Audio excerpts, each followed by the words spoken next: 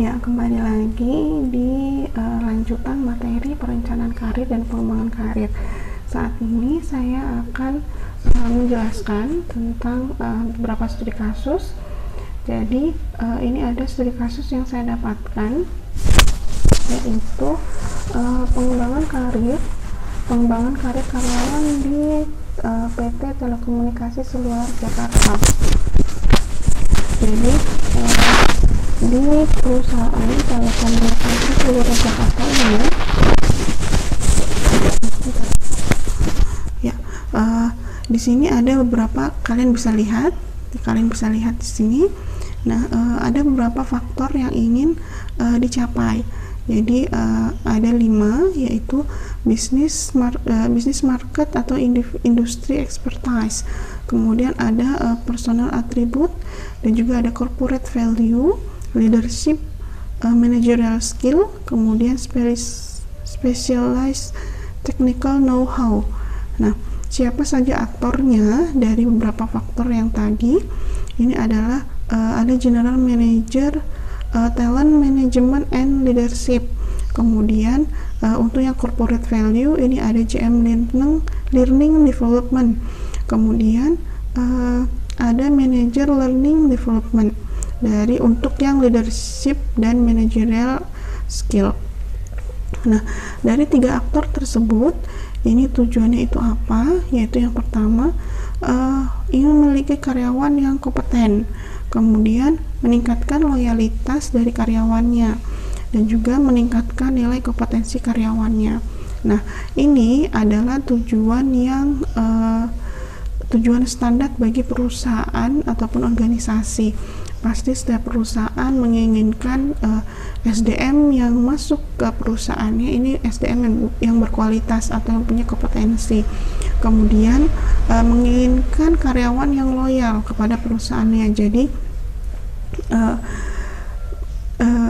bukan seperti karyawan yang kalau misalkan punya tawaran lebih bagus dari luar, ini pindah lagi, kemudian pindah perusahaan, tidak seperti itu. Jadi menginginkan karyawan yang loyal.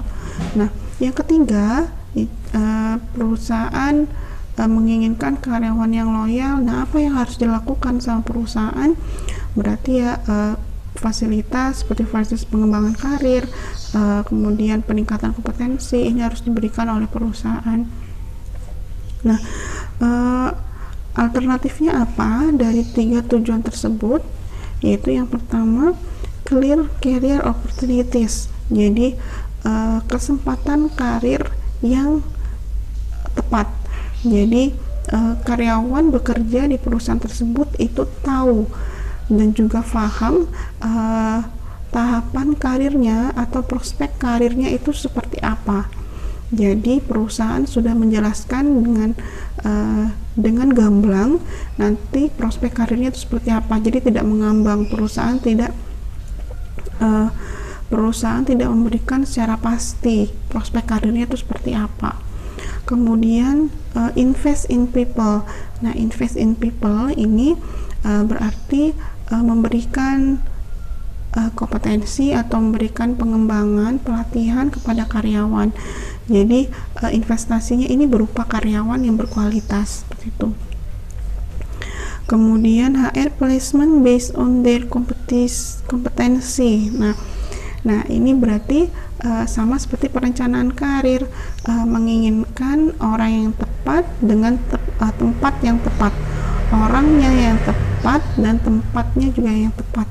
Jadi misalkan menghindari kesalahan penempatan karyawan.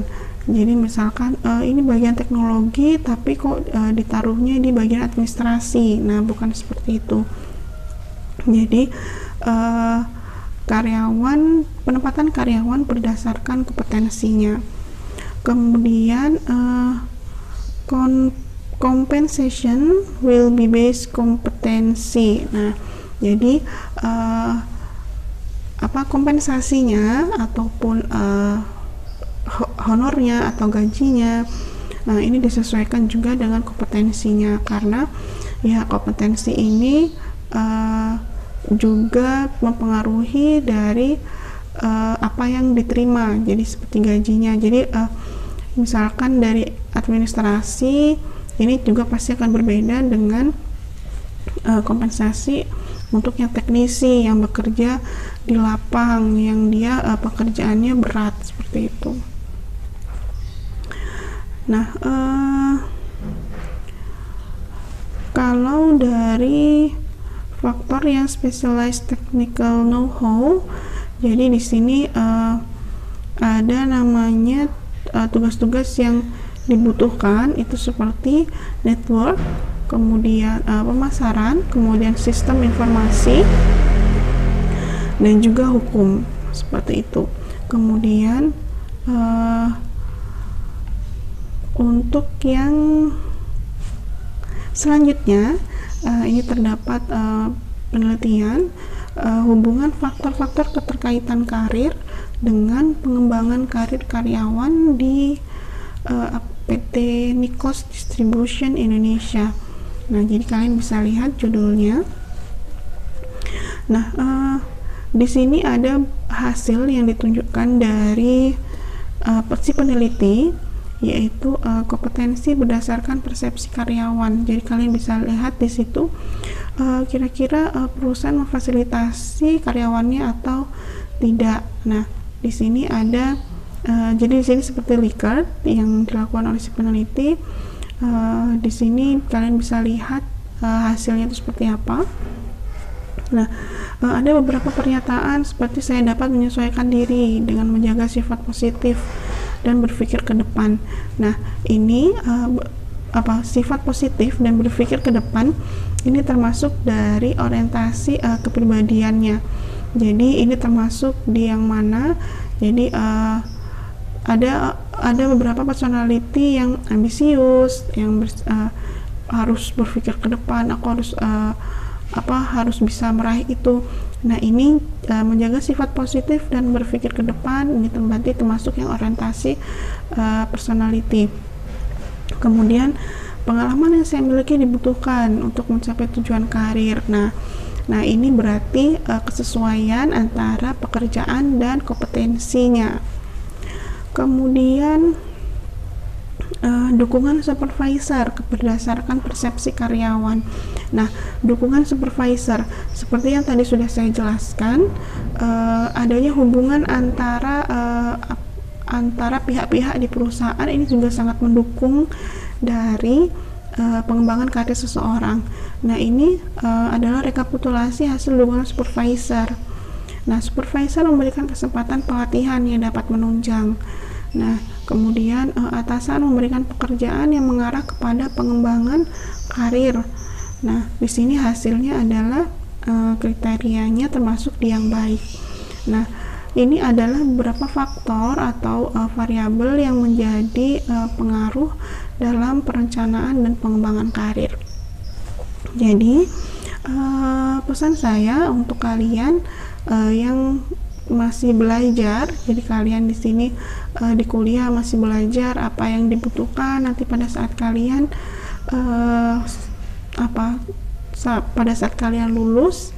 Nah, ini pasti akan dibutuhkan materi tentang pengembangan karir. Jadi kalian harus bisa difikirkan mulai dari sekarang, kira-kira nanti kalian ingin menjadi apa, ingin bekerja di mana, kemudian impian kalian apa. Nah, ini bisa kalian pikirkan dari sekarang, kalian persiapkan dari sekarang kompetensi apa yang mendukung dari keinginan kalian tersebut.